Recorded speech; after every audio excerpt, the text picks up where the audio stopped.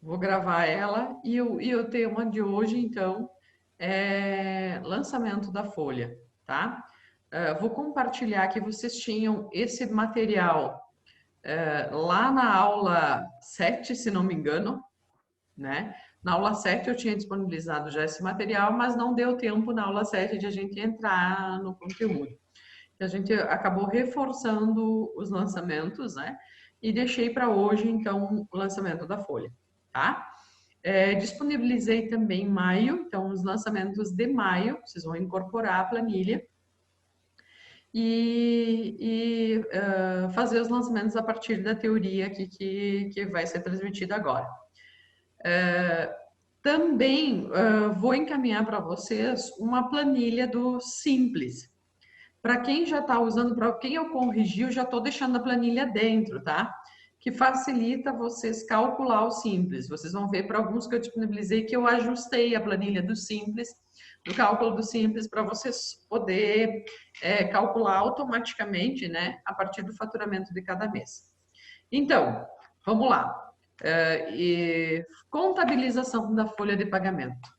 Como que a gente faz isso? Primeiro é importante a gente entender os principais conceitos aí que norteiam a folha de pagamento, tá?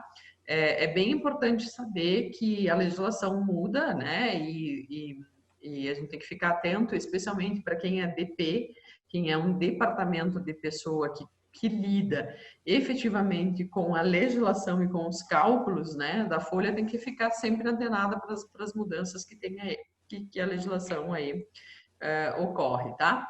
Mas tem alguns conceitos assim que são padrões e que se mantêm.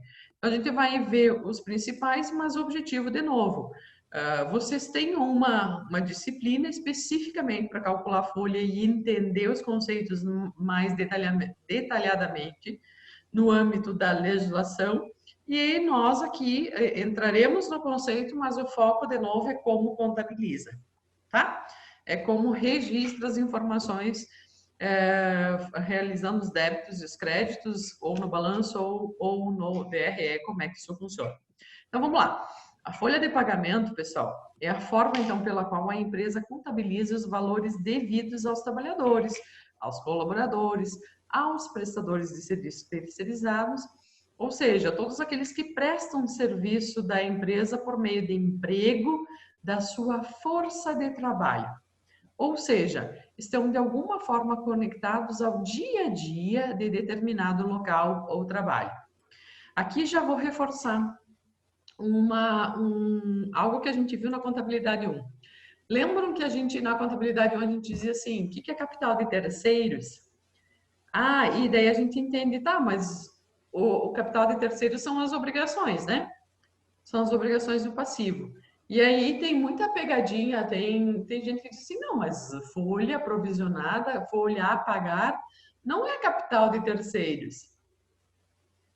É a força de trabalho empregada pelo funcionário. O funcionário trabalhou um mês inteiro e será recompensado por essa força de trabalho no dia 5 do mês seguinte, o quinto dia útil do mês seguinte, certo? E pode a empresa deixar de pagar a folha do funcionário? Pode, pessoal? Não, Não. até pode, mas aí depois ela vai sofrer um processinho. Perfeito. Então, pode deixar de pagar? Pode. Nós temos o caso aí, vou usar nomes, mas nós temos o caso aí da Semeato, que por muitos anos tem pago atrasado ou tem pago parcialmente a folha. Pode, a empresa pode deixar de pagar se ela não tem caixa. Ela não tem liquidez, ela pode deixar de pagar.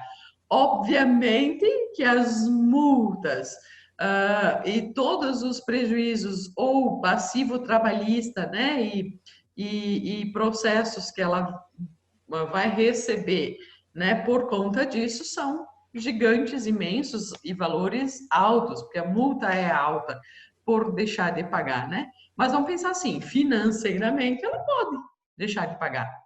Então, por que ela é um capital de terceiro? Por que ela é uma obrigação? Porque é a força de trabalho que o funcionário empregou durante um mês inteiro e pelo qual ele só vai receber no mês seguinte. Então, a primeira questão que a gente diz assim, provisiona a folha. Por que eu tenho que provisionar? Vamos pensar, até agora vocês fizeram um lançamento de provisão do aluguel e do software, tá? Algumas despesas vocês estão pagando no ato, então é à vista, e outras vocês estão pagando no mês seguinte. Tudo que eu pagar no mês seguinte, eu tenho que fazer uma provisão, tá? Então, a folha é um lançamento de provisão, tá? Sua elaboração deve ocorrer mensalmente e deve ser pormenorizado o suficiente para resumir os dados da ficha de pessoal, do cargo e das atribuições do funcionário da empresa.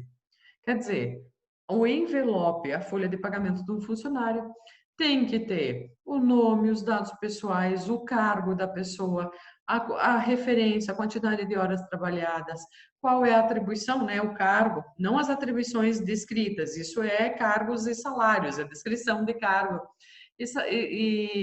do funcionário, né? A folha tem que ter a função. Por quê? Porque ocorre às vezes de a pessoa pede equiparação, entra na justiça e diz assim: Raquel, tu é analista 3 de controladoria e eu sou analista 3 financeiro. Por que você tem um salário maior ou menor do que o meu? Com o mesmo cargo. Então, equalizar isso é bem importante até para se resguardar de possíveis processos trabalhistas. Então, tem que ter esse cargo, essa função na folha, né? Também deve constar os valores que lhes são devidos e os descontos deduzidos do valor total, a partir dos parâmetros previstos na lei trabalhista, tá? A confecção da folha de pagamento de empregados nas empresas é um documento obrigatório, tendo como fundamento a fiscalização trabalhista e a previdenciária. A elaboração da folha, vocês percebem que eu não estou entrando na legislação, vários tem o artigo da CLT, tá? Por quê? Porque a aula de legislação e cálculo da folha vai dar isso pela CLT, tá? E a nova legislação trabalhista veio com várias mudanças. Então, nessa disciplina, porque eu não sou jurídico aqui, mas aquela disciplina, ela atende à legislação. Então, lá que vocês vão ter isso no mínimo detalhe, tá? É importante só você saber que isso é tudo regrado pela legislação, pela CLT e pela nova lei trabalhista e previdenciária, tá? É onde tem todo o regramento da geração e do cálculo, né? Como seguir, como realizar o cálculo da folha. A elaboração da folha de pagamento não possui um modelo padrão. Nesse sentido, podem ser utilizados critérios que melhor se encaixam ao perfil de cada empresa. Apenas deverão constar as informações mínimas exigidas: nome do cargo do empregado, função e o serviço prestado, valor bruto do salário, valor da previdência social descontada e o valor líquido, não liquidam, tá? E o valor líquido que os empregados receberão. Os valores líquidos, né? O valor líquido que o empregado receberá, certo? Isso são as obrigações, é o mínimo que precisa ter. Eu não sei se vocês já viram vários envelopes de folha, mas tem envelope é a tabelinha, né? Envelope é a tua folha de pagamento mensal, tá? Em vários softwares a gente chama isso de envelope, por isso que eu uso envelope, tá? E aí vai da parametrização de cada software, mas tem envelopes de folha que vem detalhado. Por exemplo, a folha do professor da IMED vem detalhado a disciplina, a hora da disciplina e com a quantidade de horas mensais. Então, abre por disciplina que o professor dá. Se porventura ele tem uma hora adicional, vem que tipo de hora adicional é. Então, tem alguns casos que vem dentro do envelope, tem outros casos que vem resumido no envelope e vem um detalhamento, uma espécie de um anexo, de um adendo ao envelope com um detalhamento. Então, vai muito de cada empresa, né? Não podendo deixar de ter os parâmetros mínimos, que são esses aqui, que eu já mencionei, tá? Pessoal, então, folha de pagamento, a folha é o envelope, é a informação, que deve ter isso aqui, minimamente. Isso é uma folha de pagamento, tá? O que é jornada de trabalho? É a duração normal do trabalho para os empregados em qualquer atividade privada. Não excederá 8 horas diárias e 44 horas semanais, correspondendo às 220 horas mensais, tá? Salvo casos especiais previstos em lei facultada a compensação de horário e a redução da jornada de trabalho. Tá? 8 horas diárias continua sendo o nosso normal, podendo se estender a 10 horas e depois nós temos o que? As horas extras. Nós vamos chegar lá, tá? Isso, a jornada de trabalho, então, é o tempo que o funcionário. A IMED, por exemplo, o funcionário não trabalha no sábado de manhã, então ela não tem 44 horas semanais, ela tem 40. Os escritórios, a área de serviços, escritórios de advocacia e tal, vários deles não trabalham com 44 horas. 44 horas semanais é de segunda a sexta-feira e o sábado de manhã, tá? E tem diversas empresas que não trabalham com sábado de manhã, portanto é 40 horas semanais. Tá? Então, isso é a jornada de trabalho, como a empresa trabalha e serve para todos, né? Tem empresas que trabalham, pega a área da saúde, em que o pessoal usa enfermagem e tal, eles têm 1 hora semanal, 20 horas semanais. Outros que trabalham 6 horas diárias, tá? Então, isso é a jornada de trabalho. Normalmente, isso é convencionado através do acordo coletivo. Então, o termo acordo coletivo é o documento convencionado com o sindicato da classe. Então, por isso que a gente tem, além da legislação trabalhista e previdenciária, nós temos outros documentos adicionais que fazem parte de um departamento de pessoas, de um DP, que deve ser controlado. Um deles, e muito importante, é o acordo coletivo da classe. Cada sindicato, né? Existem os inúmeros sindicatos que defendem as diversas classes. A área do comércio, a área da educação, a área de serviços, a da área da metalurgia. Cada sindicato tem o seu acordo coletivo. E as empresas devem seguir este acordo coletivo, porque senão elas também podem sofrer consequências legais, né, cabíveis e tal, e que também estarão estipuladas nesse acordo coletivo, tá? Salário mínimo é instituído, então, pelo governo federal, anualmente. Isso todos nós conhecemos, né? Nenhum empregado poderá receber menos que o previsto pelo salário mínimo por trabalho executado nas horas regulares da empresa. O empregado poderá receber menos que o salário mínimo quando também trabalhar com carga horária reduzida, ou seja, receberá na proporção da sua carga horária. Tá? É importante salientar que o trabalhador tem direito ao piso salarial regional. Isso agora deve fazer o quê? Uns 18 anos, mais ou menos, se não me falha a memória, tá? Uma vez não existia esse tal de piso salarial regional. Isso foi uma modificação, se não me falha, uns 16 a 18 anos atrás, que isso foi instituído, né? Que é o salário regional. Então, também é uma legislação que a gente deve acompanhar e seguir. E, normalmente, o acordo coletivo do sindicato já olha para isso, né? Então, já estabelece o salário mínimo da categoria de acordo com o piso salarial regional.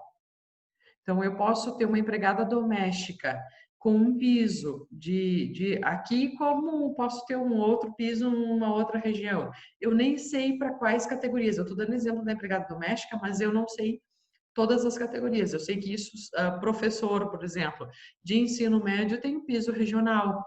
O comércio tem piso regional. Então, aqui no Rio Grande do Sul, aqui em Passo Fundo, é diferente do piso regional de Porto Alegre.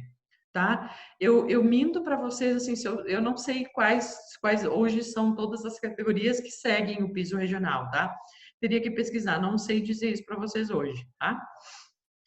Então, esse piso regional é instituído pelo Estado, anualmente, né, que deverá ser obedecido pelos segmentos econômicos que envolvem o CRC, né, que envolve as categorias aqui no Rio Grande do Sul. Então, teria que pesquisar assim, quais são as áreas que têm piso regional no Rio Grande do Sul? Quais são as categorias, né, profissionais que têm piso regional? Não sei, tem que olhar, não, tá? Então, mas se alguém tiver interesse ou já trabalhou com isso, fiquem à vontade aqui para expor, ou se quem tiver interesse de pesquisar, vão atrás disso, ok? Salário mensal é estabelecido com base no calendário oficial, sendo apurado no fim de cada mês.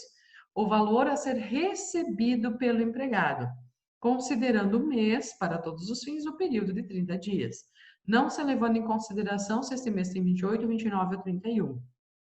Tá? Por isso que essa carga horária aqui, a jornada de trabalho, ela é importante, porque ela é estipulada para o mês, é 220 ou 200 horas semanais por mês, independente se o mês tem 28, 29 ou 31 dias, tá? Por conta da nossa oscilação aí dos dias de mês.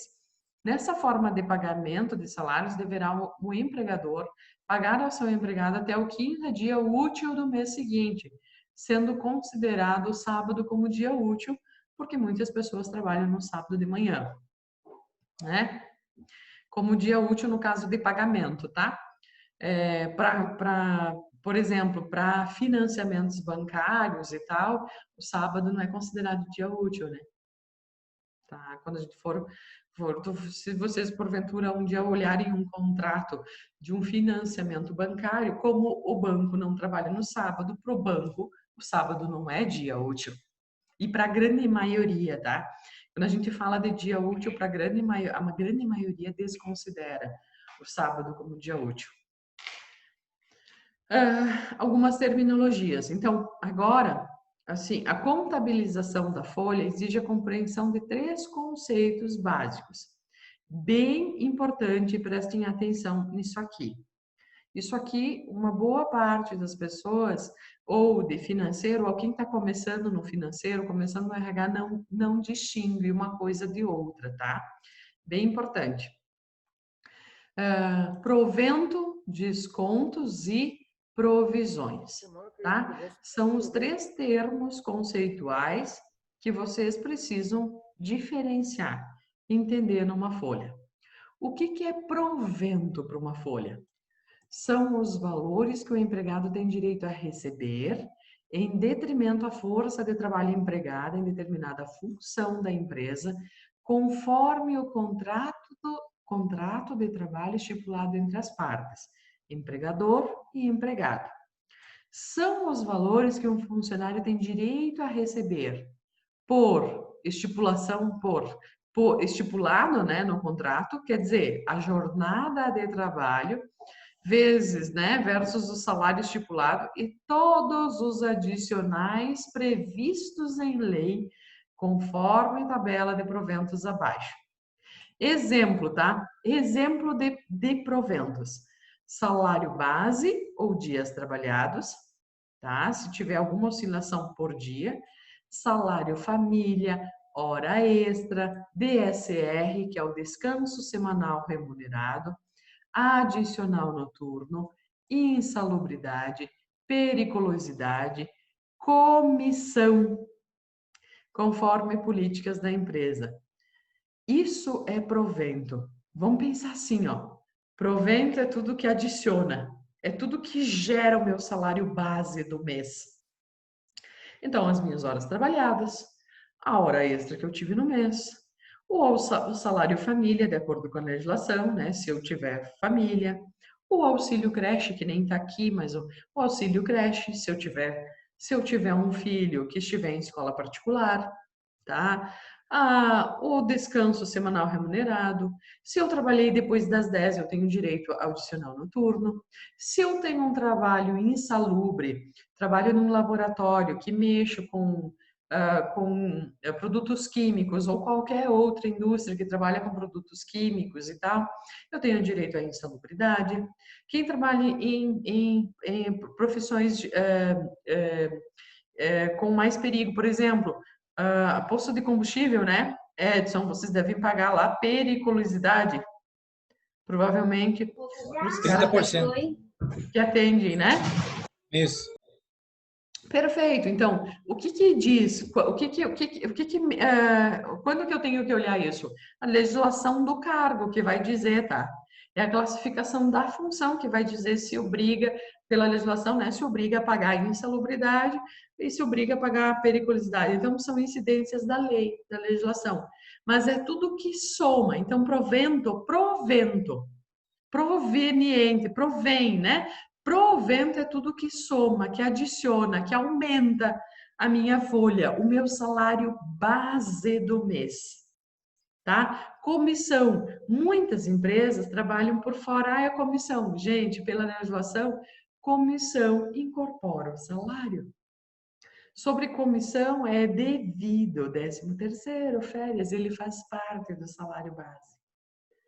Tá? Então, comissionamento da área de vendas, normalmente a área de vendas que recebe comissão, aumenta o salário do mês, tá? Aqui eu não estou entrando no mérito de quem paga por fora, paga na folha. Estou falando a legislação diz que comissão é provento. É óbvio que a gente vê várias práticas aí no mercado, tá bem? Mas legalmente comissão faz parte do salário. Isso são proventos, tá? Então, tudo que soma, que aumenta o meu salário base. E aí, depois nós temos um outro termo na folha, que são os descontos. Então, são os valores deduzidos da folha de pagamento. A empresa tem a obrigação de descontar os valores previstos em lei. Exemplo, INSS, recolhido do funcionário e repassado à Previdência Social. E aí nós temos uma faixa. 9, 10, 11, agora foi até 14% a faixa de desconto do INSS. Então, dependendo da faixa salarial, se eu tenho salário de 0 até determinado valor, eu desconto 9%. Passou dessa faixa, vamos pensar que nem o Simples lá, né? O Simples que vocês começaram a calcular, vocês têm que enquadrar numa faixa de faturamento. Essa faixa de faturamento me indica a alíquota. É a mesma coisa no INSS. A minha faixa salarial me indica o percentual do INSS que será recolhido, tá? Mais abaixo no documento eu trago essas faixas do INSS para a gente entender. Isso também ocorre com o imposto de renda, tá? Então, o INSS é deduzido, o imposto de renda é deduzido, o vale transporte, o vale refeição, as faltas sem justificativa a empresa pode descontar, faltas e atrasos, né? O imposto de renda, já estava em cima lá, contribuição sindical, adiantamento salarial e o DCR sobre faltas. Então, vamos lá. INSS tem uma faixa. Imposto de renda de pessoa física também tem uma faixa, tá? Porque eu tenho as alíquotas. Se eu ganho mais, eu pago mais. Se eu ganho menos, pago uma faixa menor. O vale transporte é descontado 6%. A empresa tem a obrigação de dar as passaginhas. Então, ela dá 4 passaginhas para o funcionário por dia. Faz isso vezes 22 dias de trabalho, os dias úteis, 22 dias, dá, digamos que dê 300 reais para o funcionário de vale transporte. 6% é descontado do funcionário, o restante a empresa tem que arcar. Então, esse 6% é legislação. A legislação diz que tem que descontar 6% para a empresa que conceder vale transporte. Vale refeição. O vale refeição é política da empresa. Então, aqui, galera, descontos nós temos descontos que a legislação, que é federal, que vem da legislação, e tem descontos que são provenientes de políticas internas da empresa. O Vale Refeição é um. Indústrias, vamos pegar a JBS, a própria Perdigão em Marau, tá? Perdigão ainda eu uso, né, o nome mais conhecido ainda, né? É. E eles dão, por exemplo, a alimentação, né, para os funcionários. Então, de acordo com a sua política, eles podem descontar um percentual da folha por essa refeição. Tem empresas que descontam R$ 5, R$ 2 por dia de almoço. Então, várias formas, tá? Outros não descontam e dão como um benefício, tá? Tem empresas, quando ela enquadra um vale-refeição, por exemplo, como um benefício, não há desconto. Então, nós temos que separar e enquadrar as coisas. Aqui estou falando quando a empresa desconta um percentual X do funcionário, tá? Entra como desconto. Quando a empresa enquadrar como benefício, então não é descontado da folha, tá? A contribuição sindical, tá? Os sindicatos cobram no funcionário descontado da folha. Se não me engano, é 3 dias de trabalho do ano, tem um desconto. O adiantamento salarial, digamos que eu peguei o dia 20 lá do mês passado, eu fiz um adiantamento, o conhecido vale, né? Contabilmente, um vale, como nós somos contadores, contabilmente, um vale deve ser registrado como um adiantamento salarial. Por quê? Porque quando chegar agora, ontem, dia 5, eu vou pagar a pessoa e vou descontar esse adiantamento. Ó, desconto. Porque eu antecipei no dia 20 de setembro, eu antecipei. Agora eu vou descontar. Porque a folha do mês, ela é bruta, ela é cheia. E aí, quando eu dei um adiantamento, ele vem para o item de desconto. Então, provento sempre será 100% do valor e o adiantamento ele vem do lado do desconto para reduzir o que eu já antecipei no dia 20, tá? Então, nós temos que fazer o registro contábil corretamente, para não ter nenhum problema, tanto para fisco, para legislação, quanto para nós, para fechamento de caixa, para conciliação bancária, porque esse dinheiro saiu no dia 20, tá? Então, a gente computa isso como, faz o registro lá no dia 20 como adiantamento salarial e banco, e quando vem no envelope da folha de fechamento, ele volta compensando aí como um adiantamento. Tá bem? Desconto, o exemplo aqui, tá? INSS descontado do funcionário. Nós temos que ter bem claro que, por exemplo, INSS existem duas categorias, tá? O INSS descontado do funcionário, portanto, enquadrado como desconto, e nós temos também a despesa da empresa. Então, ó, o próprio nome diz, ó, despesa, tá? É o INSS patronal. Então, além do funcionário descontar um percentual X sobre o seu salário, a empresa também tem que pagar o chamado INSS patronal. Somente paga INSS patronal empresas do lucro presumido e do lucro real. Empresas enquadradas no regime do Simples Nacional são isentas desse INSS patronal. E eis aqui uma das grandes vantagens de enquadramento no Simples, tá? Uma boa parte dos estudos que eu já fiz e que eu já tive oportunidade de fazer das empresas, os impostos sobre os produtos seriam mais vantajosos pelo presumido e pelo lucro real, porém, o fato de ter muitos funcionários, enquadrar nesse regime se diria 20% de INSS. E aí que faz aumentar o tributo, os encargos da empresa. E aí que vale a pena entrar no Simples Nacional, tá? Então, vamos pensar assim, ó, empresas com poucos funcionários, às vezes é mais vantagem ir para um outro regime do que o Simples Nacional, dependendo do grau de faturamento dessa empresa e a faixa que ela se enquadra. Aqui é a explicação, tá? Uma das explicações, mas uma das explicações mais fortes, assim, é o fato de ser isenta do INSS patronal. Então, pensa assim, eu custo para a empresa 2.000, eu vou pagar, digamos, 10%, vai ser descontado da minha folha 10% de INSS, e sobre os 2.000 a empresa vai pagar mais 20%. Então, o governo, ele recebe os meus 10, R$ 200, e ele recebe mais 20 da empresa. Então, o governo recebe R$ 600 de INSS sobre um salário de 2.000. Eis, de novo, aqui está uma das... Vocês devem estar ouvindo agora da reforma tributária, o chamado desonerar a folha. Vamos desonerar a folha, desonerar a folha. Porque uma das grandes brigas dos empreendedores é que um funcionário custa muito para a empresa.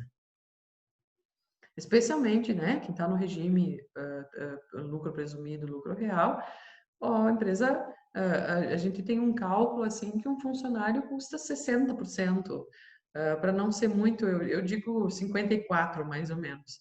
Então ele custa uma folha e meia para a empresa. 20% está aqui só no INSS, dependendo do tipo da empresa, isso vira 25%. Mais décimo, mais férias, mais FGTS, né? Fundo de garantia, no caso a multa, tá? Então, tem uma série de cálculos que a gente faz ali que a gente chega e diz assim, um funcionário custa uma folha e meia para a empresa. Então, essa fala agora de desonerar a folha é por conta exatamente dessa carga aí dos encargos, né, trabalhistas sobre o custo de um funcionário. Vamos simular aqui, tá? Vamos simular. Por exemplo, tá? Estou aqui com o exemplo, a Laura dos Santos, tá? Teria aqui os dados do cargo dela e assim por diante. Ela gerou no mês o provento dela, ó. Provento. O que faz parte do provento? As horas mensais, 220 horas, paga R$ 2.000. Mas ela teve hora extra também, de R$ 20. Mas ela também teve adicional por tempo de serviço. Ela é uma funcionária que já trabalha 5 anos na empresa. Então, de novo, é o acordo coletivo do segmento lá do sindicato que vai dizer esse adicional por tempo de serviço, tá? Mais R$ 80. Então, o salário da Laura, vamos dizer que fosse o mês de setembro aqui, é de R$ 2.100. R$ 2.100, provento, tá?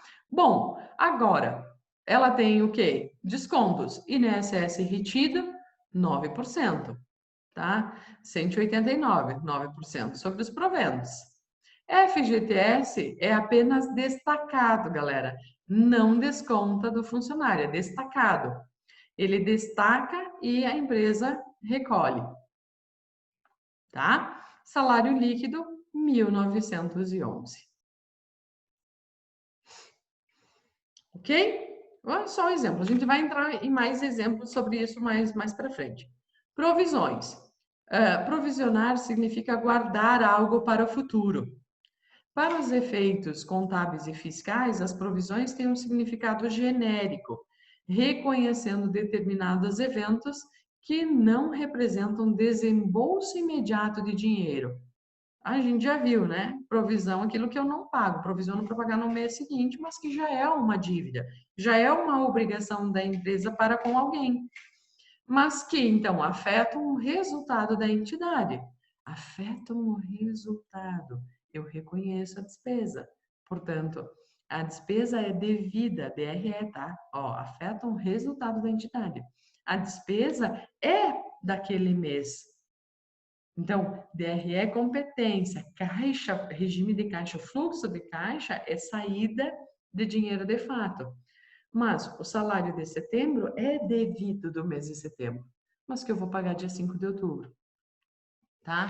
Então, afetam o resultado da empresa, pois causaram desembolsos futuros. Tá? São os ajustes contábeis que a gente chama que vai ser feito no dia 5. Provisiona, dia 5 paga e faz o lançamento inverso para gerar o ajuste, né? As provisões têm sempre natureza credora. As provisões têm sempre natureza credora, porque eu estou reconhecendo a provisão como uma obrigação. Obrigação é no passivo. Passivo aumentando, lançamento a crédito. A provisão tem sempre natureza credora, porque ela é uma obrigação.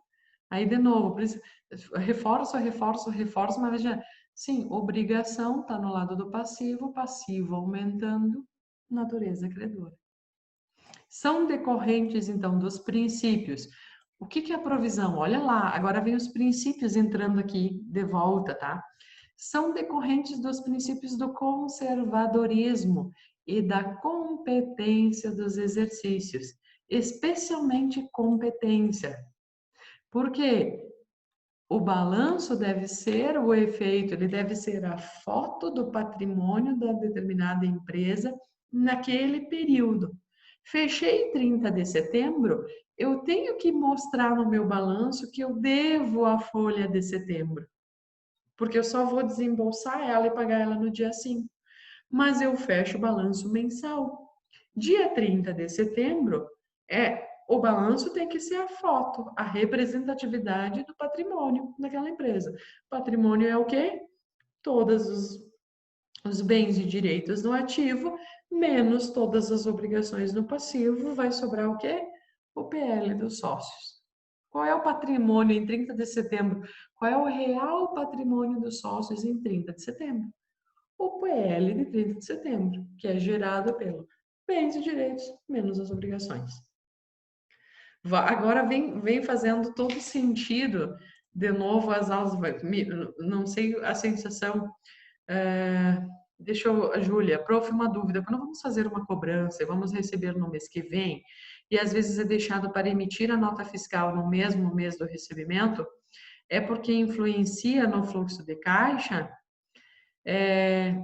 Quando vamos fazer uma cobrança, vamos receber no mês que vem, é deixado para emitir a nota fiscal, é por conta de faturamento, normalmente, Júlia, isso ocorre por conta de pagar imposto. Pensa assim, cara, vamos dizer que eu tivesse no dia 30 de setembro, tá? O cara disse assim, não, te pago hoje. Daí tu diz para ele assim, não, fatura no dia 1º.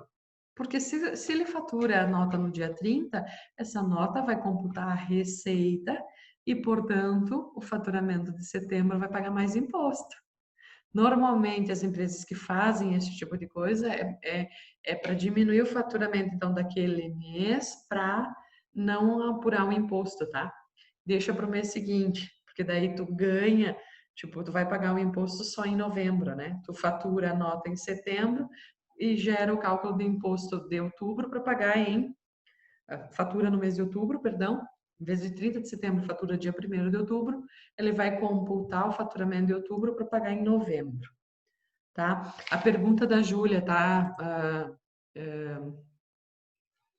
Pessoal, a Júlia perguntou o seguinte: prof, uma dúvida. Quando vamos fazer uma cobrança e vamos receber no mês que vem, e às vezes é deixado para emitir a nota fiscal no mesmo mês do recebimento, é porque influencia no fluxo? Ah, sim, tá. Agora ela respondeu, muito obrigada, tá. Não é necessariamente no fluxo, porque receber antes é melhor, né? Quando tu recebeu, no fluxo entrou, mas o fato de não emitir a nota fiscal normalmente é por conta de apuração do imposto, tá? Não sei se eu me fiz entender. Qualquer dúvida, perguntem de novo que eu até posso fazer uma simulação aí para vocês verem, tá? Provisões, então, pessoal, a provisão tem natureza credora, são decorrentes do princípio do conservadorismo e da competência. Lembra do princípio de conservadorismo? Ser conservador provisionar lá os gastos, né, as obrigações, maior em detrimento dos recebimentos que estariam no ativo. E ser conservador é preciso registrar a realidade da empresa, né? Provisão é algo devido, tá? E competência é sempre registrar no mês em que o fato gerador ocorreu. O fato gerador da folha é setembro. As pessoas, os calculadores, trabalharam no mês de setembro. Então, eu tenho que registrar a despesa daquela folha em setembro e automaticamente contra uma obrigação a pagar do próprio mês de setembro. Tá? Competência e não caixa. Lembra da diferença? Regime de competência, regime de caixa. Regime de competência, lançamento contábil. Regime de caixa, fluxo de caixa. Regime de caixa é financeiro. Então, galera, contabilidade e financeiro andam juntos, mas registro e demonstrações contábeis é uma coisa, controles financeiros e gestão financeira é outra. Financeiro, fluxo de caixa. DRE, balanço, competência e obrigação da área de contabilidade, tá? Não, são áreas que andam, tem que andar juntas, mas são coisas distintas, tá bem? Então, reconhecendo eventos então, que pertencem ao exercício social, que não causam real fluxo financeiro. Então, a gente diz assim, provisão não impacta no fluxo financeiro, provisionar, porque não saiu o dinheiro, de fato, tá? Mas que geram alterações redutoras no ativo, caso se comporte como retificadora ou aumentativas no passivo, caso no passivo natureza credora, tá? Conta retificadora, lembram o que é? Por exemplo, uma conta de imobilizado lá, um veículo, é uma conta de ativo, né? E o que é uma conta retificadora do veículo? A depreciação. Que eu digo assim, comprei o veículo por 100 mil em janeiro de 2020. Hoje esse veículo já vale 90. Depreciou, digamos, 10 mil. Estou só dando um exemplo hipotético, tá? Trazer a valor justo, trazer a valor real, ao valor de mercado. Então, são as contas que estão no ativo, né? Mas que tem um lançamento a crédito, ativo, natureza devedora. A conta retificadora é exatamente o lançamento a crédito para trazer o veículo a valor de mercado. Então, contas retificadoras são contas da depreciação, amortização, duplicatas descontadas, quando eu antecipo numa factoring, né? E pago juros, isso são registrados em contas retificadoras, logo abaixo da sua conta de origem. Então, clientes a receber, eu tenho faturado já, previsão para o próximo mês, já tenho faturamento, que o cara vai me pagar em novembro, dezembro, já vou numa factory, vou lá e antecipo as duplicatas e tal, e injeto dinheiro antes no meu caixa. Então, isso são registrados em contas retificadoras. Exemplo, os salários, exemplo de provisão, tá? Os salários a serem pagos no próximo mês devem ser reconhecidos no período em que ocorreu o fato gerador. Esse nome aqui vocês precisam entender o que é e gravar. Fato gerador na contabilidade é quando ocorreu, é no momento em que a situação ou que aquele fato administrativo ocorre, tá? Portanto, muito voltado à data da emissão da nota. Então, a gente reconhece a receita pelo fato gerador, a data da emissão. A gente reconhece a folha pelo mês em que é devido, é quando ocorreu o fato gerador daquela obrigação. Ocorreu no mês de setembro, o registro. As pessoas trabalharam durante o mês de setembro, é o fato gerador, tá? Sendo provisionado, então, é reconhecido no mês corrente para efetivo pagamento no mês subsequente. Principais provisões na contabilidade em geral. Folha de pagamento, dois tipos aqui, provisão de férias e provisão de 13º. Porque assim, ó, pense o seguinte, nós estamos agora em dia 6/10. Digamos que a gente entrou na empresa em janeiro de 2020, tá? A provisão de férias, as férias, ela é o quê? Durante um ano de trabalho, depois que eu fechar um ano de trabalho, eu tenho direito a férias, certo? Completei 12 meses, tenho direito a férias. Então, a contabilidade vem e diz assim, as provisões, elas são importantes para demonstrar quanto a empresa já deve. Se a Raquel sair hoje, estou saindo hoje, dia 6/10, fui desligada da empresa, a empresa deve para mim, tá? 9 meses e 6 dias de trabalho. de férias, tá? 9 meses e 6 dias de 13º.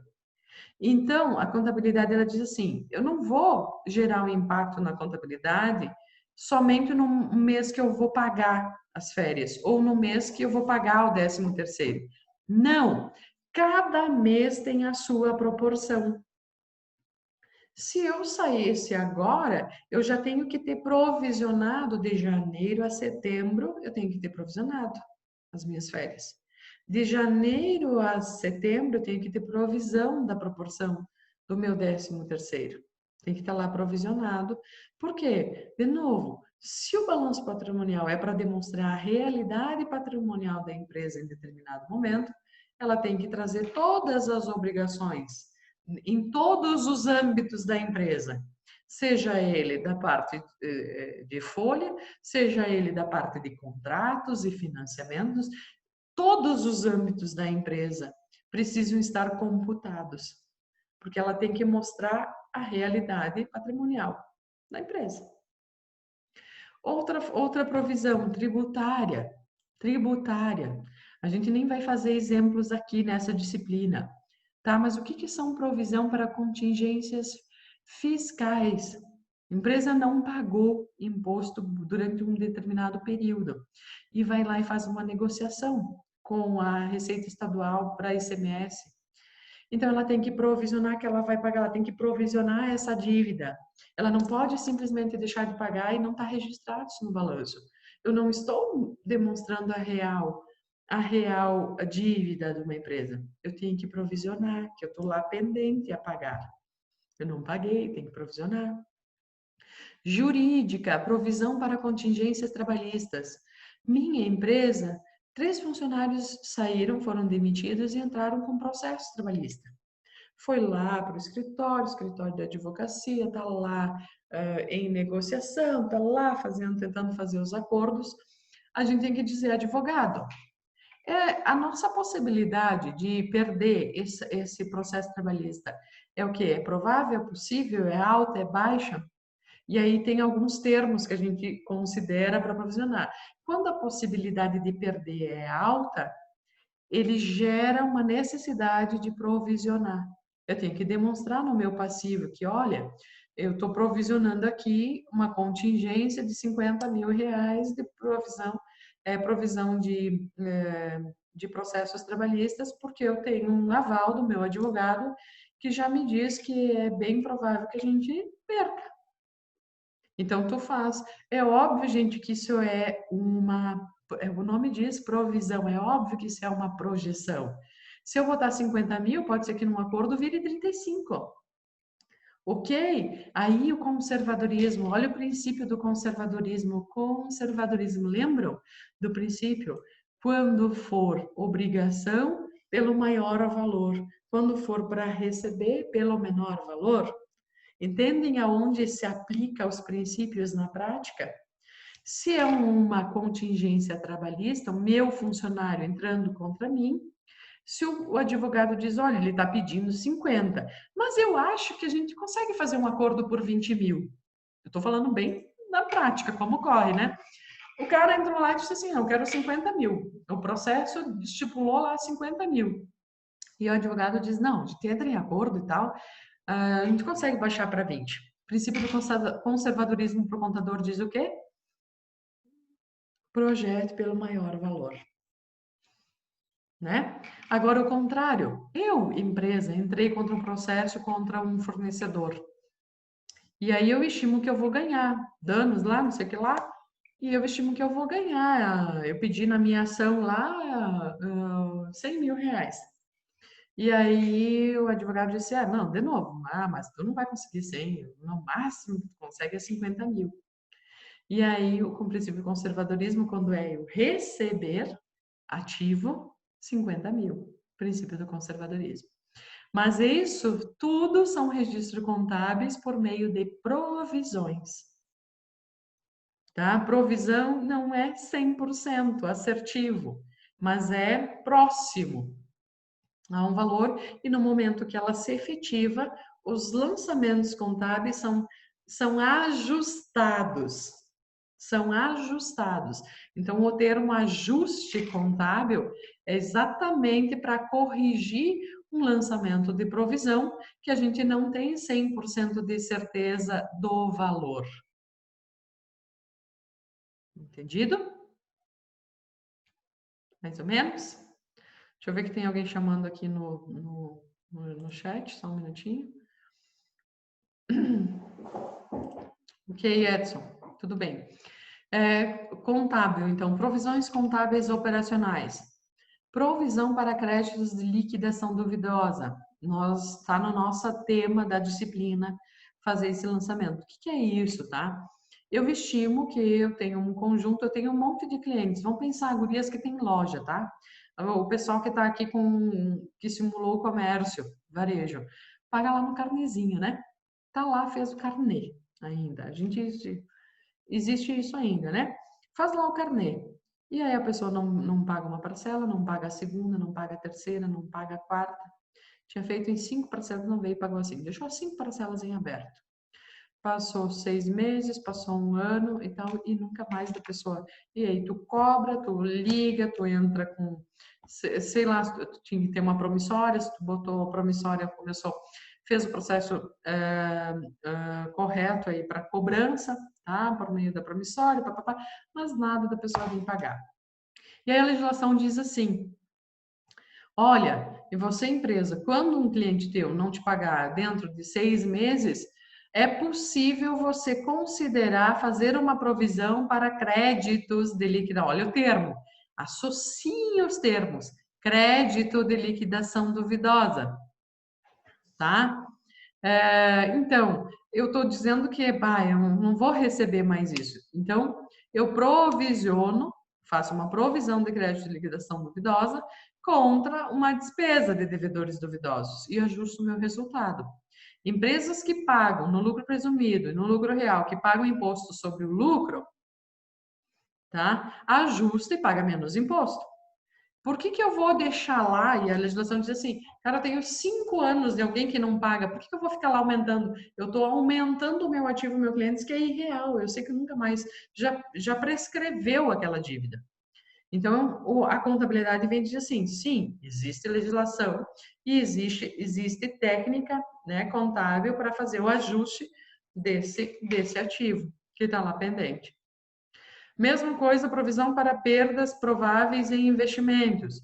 Empresas que fazem altos investimentos, mas que podem ter uma perda. Legislação vem, a mesma coisa de liquidação, tem legislação, tem regra, mas que tu pode provisionar uma possível perda. Provisão para redução de ativos ao valor de mercado. Tá? É a nossa depreciação, é a conhecida depreciação, a amortização, e para trazer a valor justo, a valor do mercado. Também pode ocorrer o inverso, né? Eu faço o ajuste, trago a valor justo, quando ocorre muito, ao contrário, quando é terreno, por exemplo, são imóveis que valorizam. Quando é redução de ativos, são ativos que perdem valor de mercado. Mas eu também tenho a questão de aumentar o valor de mercado. A exemplo de terrenos, imóveis, né? Apartamentos e tal, que aumentam o valor. E aí eu preciso fazer um lançamento para trazer a valor justo, a valor de mercado. Neste caso, nós estamos falando só de redução, provisão, né, de obrigação. Provisão para a perda de estoque de livros. São exemplos, tá, galera? Livros estocados e tal, então estoque também pode ocorrer um lançamento de perda de estoque, sinistros, quando ocorre queima ou, né, qualquer coisa dessa natureza, a gente usa as provisões para ajustar os valores no balanço. Exemplo aqui, pessoal, olha a tabela. Exemplos de proventos, então. Salário hora extra, adicional noturno, adicional por tempo de serviço, periculosidade, adicional noturno, salário família, auxílio creche, quebra de caixa, funções que lidam com dinheiro, que são caixa nas empresas. A legislação exige que você pague um quebra de caixa, né? Por conta que lidam com dinheiro, troco, né? Pode. 13º salário, férias, comissão, ajuda de custo. tá? Pessoas que viajam muito pode ter uma ajuda de custo estipulada aí como provento. Descontos sobre os proventos, tá? Por exemplo, faltas, atrasos, saídas antecipadas e injustificadas, encargos e contribuições, a contribuição sindical, o INSS e o imposto de renda, e os benefícios. Então, o vale transporte e o vale refeição são benefícios. Ainda tem exemplo de benefícios, o plano de saúde, o plano odontológico ou qualquer outro tipo de benefício, dependendo da empresa. Então, desconto sobre proventos, encargos e contribuições fiscal, né? Eu não digo, não é tributo, é encargo, né? É encargo e contribuição, né? Porque a contribuição não é um encargo, a contribuição sindical, por isso encargos e contribuições, e os benefícios, então vale transporte, e os tipos de benefícios que a empresa tiver. Ainda tenho a contribuição do FGTS, eu deixei separada aqui, porque o FGTS, ele é descontado, ele é destacado na folha, né? Mas é a empresa que paga, né? Provisões de férias e provisão de 13º, são os mais comuns. São os mais comuns, tá? Então, uma tabelinha aqui para vocês distinguir, tá? Proventos, salário mensal, hora extra. Galera, eu vou pular isso aqui, tá? Eu não vou entrar... isso aqui é para vocês fazerem a leitura. O que é um salário mensal? O que é hora extra? Tá? Hora extra. Olha só, o que é importante aqui? Quando acresce, quando passou da jornada normal de trabalho, tá? É acrescido pelo menos 50% sobre o valor da hora normal. Então, se eu tenho um salário de 2.000 e eu tenho 220 horas semanais, eu acho o valor da hora, e se eu passar das 8 horas, eu tenho um adicional de hora extra, que é o quê? Mínimo de 50% da hora normal. Aí acrescido no valor da hora. Quando eu trabalhar no sábado ou domingo ou feriados, essa hora é acrescida de 100%.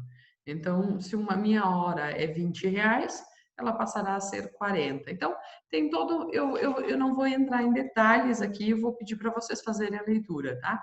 Adicional para o tempo de serviço, acho que é de conhecimento, todos nós somos trabalhadores, né? Provavelmente já ouviram falar, pelo menos, sobre isso, né?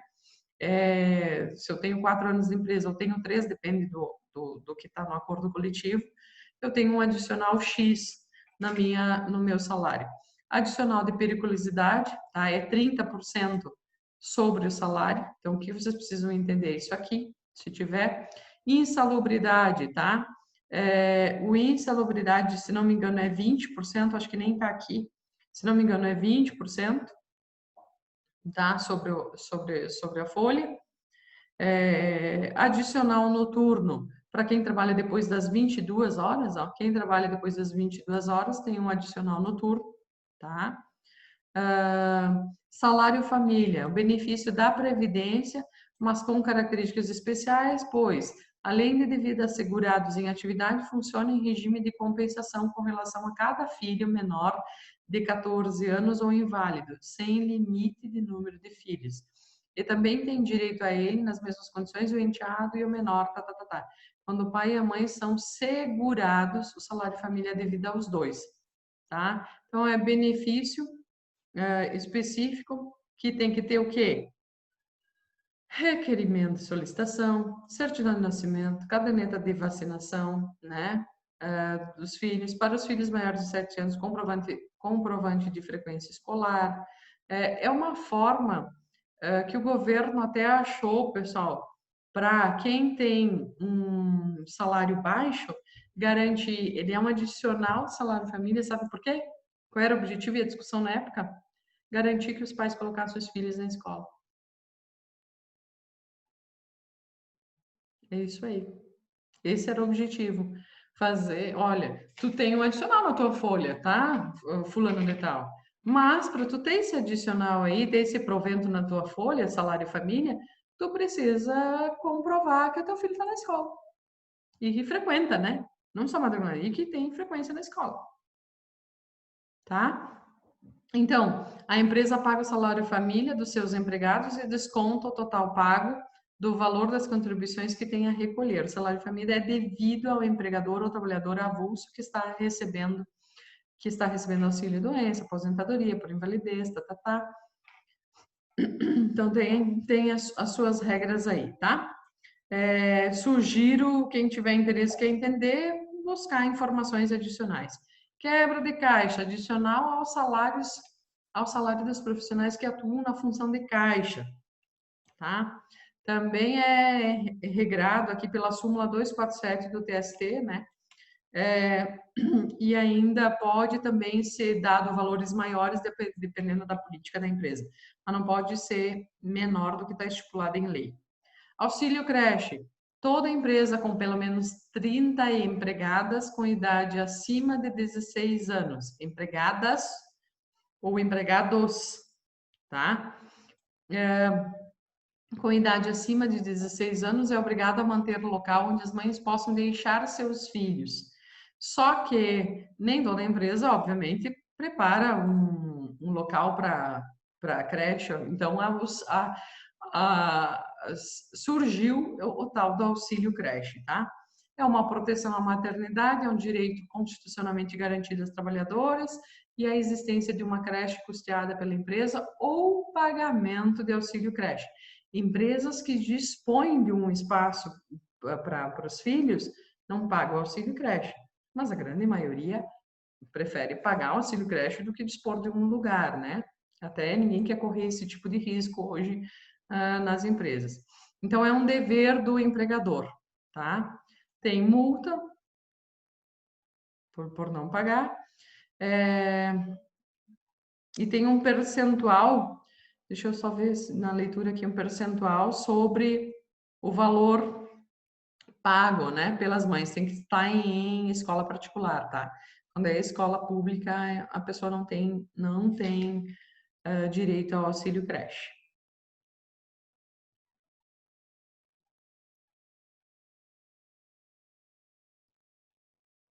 Ó, auxílio creche ou reembolso creche é um valor que a empresa repassa diretamente às empregadas de forma a não ser obrigada a manter uma creche na sua empresa, tá?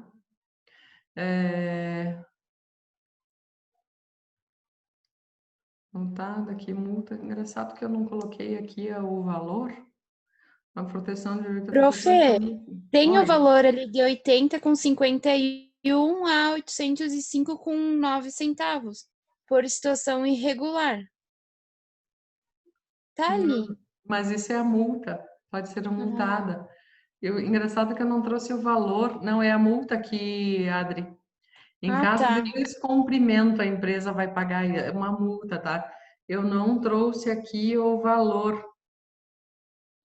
Mas já acrescento, depois já dou uma consultada.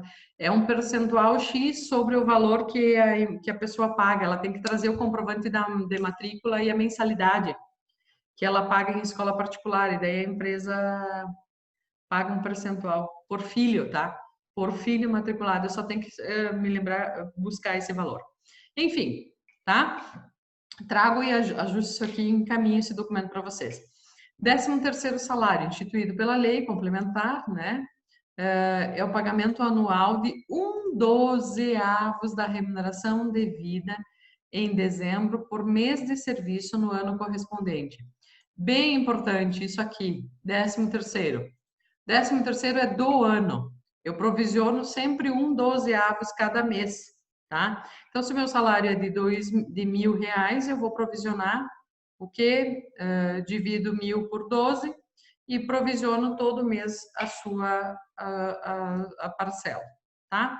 O pagamento de 13º deve ser efetuado 50% quando houver a solicitação do empregado por escrito, no mês de janeiro, para ser pago quando a concessão de suas férias, tá? Ou quando não solicitado até o dia 30 de novembro. Hoje, a maioria tem 2 parcelas, em novembro e em dezembro, tá? É parcelado. Quando houver antecipação, deverá ser recolhido, bem importante. Quando tem antecipação de 13º, deverá ser recolhido apenas o FGTS. Os descontos de INSS e Imposto de Renda deverão ser feitos em separado quanto ao pagamento da segunda parcela. Então, sobre a primeira parcela incide só o FGTS e sobre o total da segunda parcela, sobre a segunda parcela incide o INSS e o Imposto de Renda sobre o total do 13º. Então, as pessoas dizem assim, bah, em novembro eu recebi um valor alto de 13º. E aí, em dezembro, vem um valor bem menor. As pessoas se assustam. Por quê? Porque o desconto do INSS e do Imposto de Renda é todo sobre a segunda parcela. Tá? Então, isso é o que a legislação prevê. Férias é o período de descanso anual, né, que deve ser concedido ao empregado após o exercício das atividades por um ano, ou seja, 12 meses. Né? Período denominado aquisitivo. Então, vocês veem muito isso no área de DP, diz assim, tá, mas qual é o período aquisitivo do funcionário? Ah, se eu entro agora em outubro trabalhar na empresa, meu período aquisitivo de férias é de outubro a setembro de 2021, vai ser meu período aquisitivo.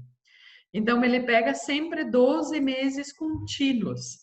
Este é o período aquisitivo, tá?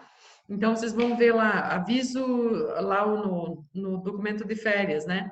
Período aquisitivo, período de gozo, tá? É quando, bom, período de gozo é quando, o período que tu vai tirar os 30 dias de férias, ou os 15, de que data até que data, tá? Então, são termos utilizados na parte de férias, tá? No cálculo e direitos de férias, tá? As férias, então, devem ser concedidas dentro dos 12 meses subsequentes à aquisição do direito, período esse chamado de concessivo, tá? Tem que lembrar que a gente nunca pode deixar vencer 2 férias. Tem que tirar sempre 30 dias antes de vencer o segundo período de férias, né? Ok? Então, a gente, tipo assim, a empresa tem 11 meses para te dar férias. Depois que venceu o período aquisitivo, ela tem 11 meses para te conceder o período de gozo das férias. Não pode deixar vencer as 24, tem que tirar as férias sempre 30 dias antes. Tá? Mas isso vocês vão ver tudo na disciplina de legislação, não é o objetivo da nossa... Por isso que eu estou pulando e indo mais rápido, tá? Porque vocês vão ver isso com mais detalhe. Descontos.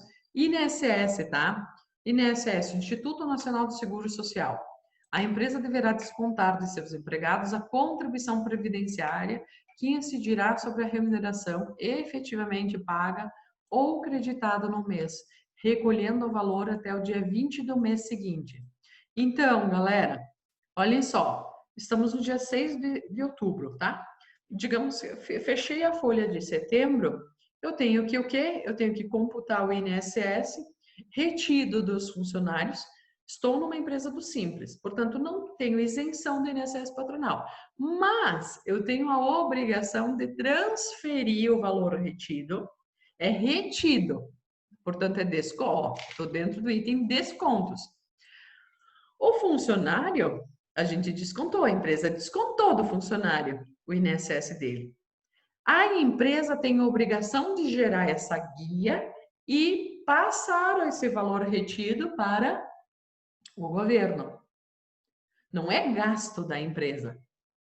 O gasto, o desconto ocorreu ao funcionário, foi descontado do funcionário. A empresa tem só uma obrigação de recolher. Então, o INSS a pagar, o INSS a recolher, agora vocês estão entendendo, vão começar a entender o termo, os termos que vocês veem lá no passivo. INSS a pagar ou INSS a recolher. Por quê? Porque a empresa reteve do funcionário e ela tem a obrigação de recolher para o governo e transferir isso para o governo. Então, ela faz a guia e transfere o valor para o governo. Aí eu pergunto aqui, isso aqui é uma pegadinha, tá? Isso aqui é uma pegadinha que eu já vi em provas do ENAD e tal, na área, no exame de suficiência. Eu vou perguntar para vocês, o INSS retido é uma despesa da empresa? O INSS retira do funcionário, é uma despesa da empresa? Podem falar.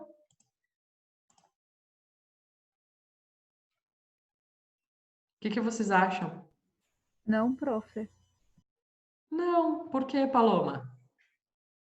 Porque ele vai recolher para o governo? Mas por quê? Porque, na verdade, o desconto Já foi o pagamento Isso é do funcionário. e vai para o governo. Isso, a empresa não está intermediador. pagando. Ela não tá desembolsando, concordam? Ela não está desembolsando dela, não é dinheiro dela que ela deixou de pagar para o seu funcionário. O funcionário teve o desconto, ela só tem a obrigação de reter. Então, quando vocês falam assim, ó, como eu trabalho com empresas em crise, né, consultoria em empresas em crise, são empresas altamente endividadas. A gente vê muitas situações de empresas que retêm do funcionário, retiveram, pagaram menos, portanto, o salário líquido, mas não transmitiram para o governo. Se financiaram pelo INSS. E o FGTS acontece a mesma coisa. Então, as empresas, tipo, não recolheram. Isso dá multa altíssima. Porque tu descontou o teu funcionário, mas tu não repassou para o governo. E aí, esse funcionário, digamos que eu sou uma pessoa que estou lá com 55 anos, vou me aposentar. E aí, eu não sei porque a empresa não recolheu. É óbvio que a gente tem meios, né? De acompanhar, a gente deve acompanhar isso. E aí dá problemas e dá processos muito elevados em relação a isso, tá? Então, a empresa reteve, mas não recolheu, não transferiu para o governo. E aí gera, quem se prejudica aí, óbvio, a empresa que paga a multa também, ela deixa de ter certidões negativas, não é permitida mais participar em licitações, uma série de ônus. Mas o prejudicado é o funcionário, né? Que não tem os seus valores lá registrados. Então, tem que entrar com processo e assim por diante. Contribuição sindical dos empregados, tá? De acordo com a CLT, os empregados são obrigados a descontar da folha de pagamento de seus empregados relativa ao mês de março, não necessariamente ao mês de março, tá? Muda de acordo com o acordo coletivo. Então, é descontado a contribuição sindical devida por estes aos respectivos sindicatos. A contribuição refere-se a um dia de trabalho, 1,30, da remuneração do funcionário. Observar acordo coletivo. Então, um dia de trabalho do ano é devido para o sindicato. Tá? E isso, quando a empresa, de acordo com o acordo coletivo, tem um mês, normalmente, um dia descontado, tem esse desconto num dos dias do mês. Tá? Não necessariamente é o mês de março, tá? Mas segue o acordo coletivo. Outro desconto é o imposto de renda retido na fonte. O valor descontado dos funcionários deverá ser calculado observando a tabela do imposto de renda. A base de cálculo é o total da remuneração menos a contribuição ao INSS e o valor da dedução por dependente, entre outros, tá? Então, tem uma tabela que diz assim, Raquel, tu ganha 5 mil. 5 mil menos o que tu já pagou de INSS, já descontou de INSS, menos uma parcela a deduzir. Vamos pensar lá no simples. Lembra que tem a faixa e tem uma parcela a deduzir? O imposto de renda é a mesma coisa. Eu estou em determinada faixa, eu tenho uma parcela a deduzir. E ainda tenho uma parcela por dependente. Se eu tenho uma filha, eu tenho um dependente. Se eu tiver 2 filhas menores de idade, eu vou descontar 2 vezes o dependente. Então, tem toda uma regra que precisa acompanhar para calcular o imposto de renda, tá? FGTS, Fundo de Garantia por Tempo de Serviço. Recolhimento mensal, obrigatório, que o empregador deve fazer a favor do empregado, tá? Até o dia 7 de cada mês, no valor correspondente a 8% da remuneração paga ou devida no mês anterior. A criação do Fundo de Garantia do Tempo de Serviço, ocorreu com o objetivo de substituir a indenização e eliminar a estabilidade do empregado, que poderá ser demitido a qualquer tempo, pois já tem sua indenização depositada no FGTS. Quando o empregador demitir sem justa causa, deve, por ocasião da rescisão do contrato, depositar 50% do total de todos os depósitos realizados na conta vinculada do trabalhador, atualizados monetariamente e mais os juros, sendo 40% na conta vinculada deste e 10% para contribuições sociais. Vocês lembram? Eu não sei se alguém de vocês já passou o seguinte. Bom, então a empresa recolhe. Raquel, tu ganha 5 mil, tá? 8% disso a empresa recolhe. Por que lá em cima, vocês lembram lá na tabelinha que eu disse assim, o FGTS é apenas destacado? Porque quem paga isso é a empresa, certo? A empresa paga 8%, não é descontado, não desconta do funcionário. Ela fica só destacada. Para quê? Para que o funcionário consiga acompanhar se o cálculo está certo. 8% sobre um determinado base. Aí mostra lá embaixo assim, qual é o valor do FGTS, qual é o valor do INSS. Normalmente nas folhas tem o valor base e o valor de cada desconto, especialmente imposto de renda, INSS e o FGTS. Tá? Este valor a empresa recolhe, ela só destaca na folha e ela recolhe para o fundo de garantia.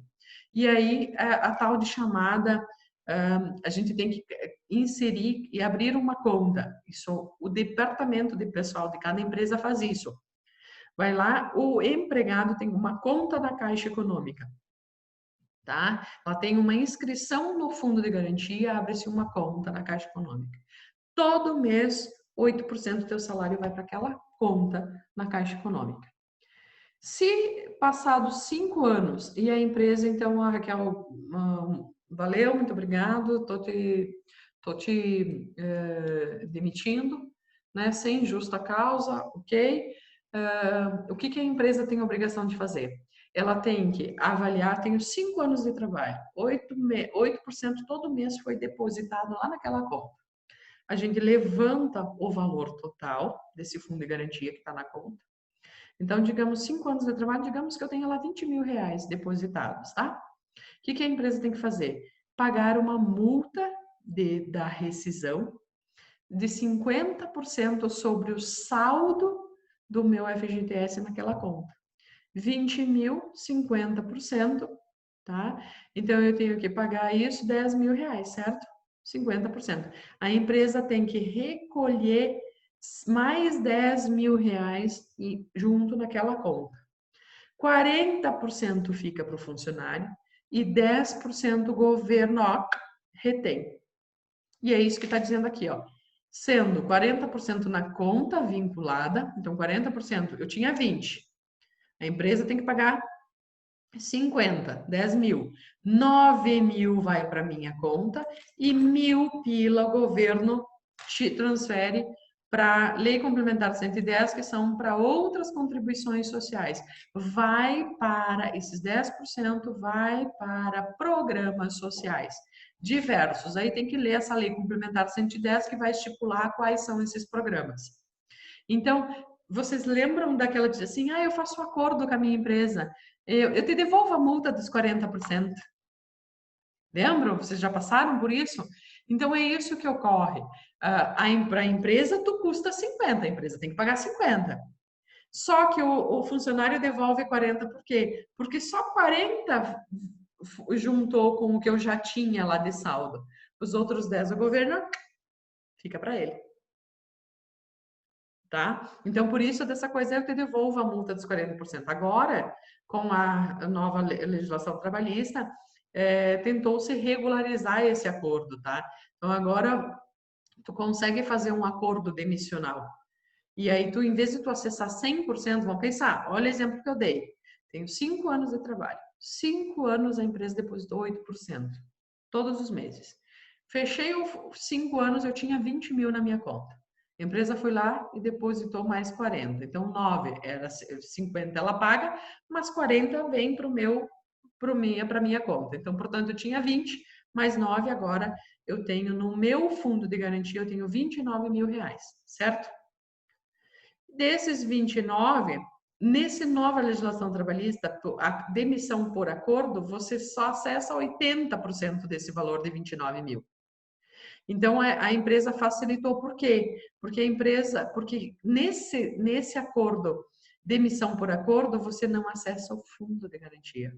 Então, diminuiu o gasto do governo quando o funcionário pede demissão, né? Quando eu quero sair, antes da reforma, a gente tinha muito acordo, a pessoa disse, cara, me demite, eu te devolvo a multa dos 40%. Por quê?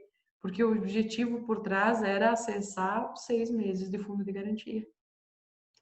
Então, muitos ficavam 6 meses, iam para um outro emprego, ficavam 6 meses sem carteira assinada, ganhava o salário mais o fundo de garantia, né, que o governo pagava.